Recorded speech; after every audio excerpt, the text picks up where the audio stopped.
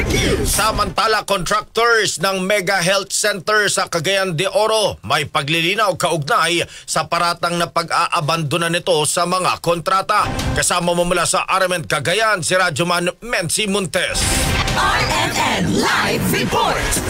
Nilinaw ng kontratista ng Norbin Engineering and Building Contractor na hindi nila inabandona ang Mega Health Center na proyekto ng Local Government Unit ng Cagayan de Oro City sa Makanhan, Carmen. Ito ay salungat sa pahayag ni City Engineering Department Manager, Engineer Joel Mumungan, na inaabandona ng Norben ang proyekto at hindi na sila makontak. Ayon kay Sharia lawyer Engineer Benjamin Hamid, ang may-ari ng Norben Contractor, ang lungsod pa ang may utang sa kanila na 5%.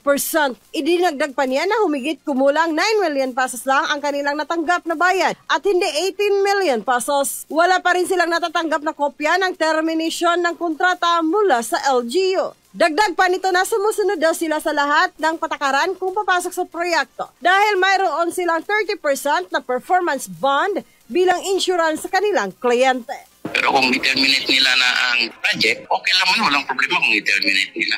But we will run up to them also to claim our bond. Saka mga ganyan po mga projects, it is under insured po yan. Meron kaming performance bond yan. So if na i-terminate nila, pwede they can claim to the insurance. In reality, sila pa po ang may kutak sa amin. Kailangan mahiya sila mag-claim sa insurance na gano'n. Ito ang pahayag ni Sharia lawyer engineer Benjamin Hamid, ang may-ari ng Norben Engineering and Building Contractor. Nababatid na pagkatapos ng 2 buwan nila na pagtatrabaho, mula ng i-groundbreaking ito ng LGU CDO, huminto na sila sa pagtatrabaho dahil wala pa itong bayad. Mula rito sa IFM at DXCC, RMN Cagayan de Oro, Radyoman Menzi Montes, Tatak RMN! RMN Network News.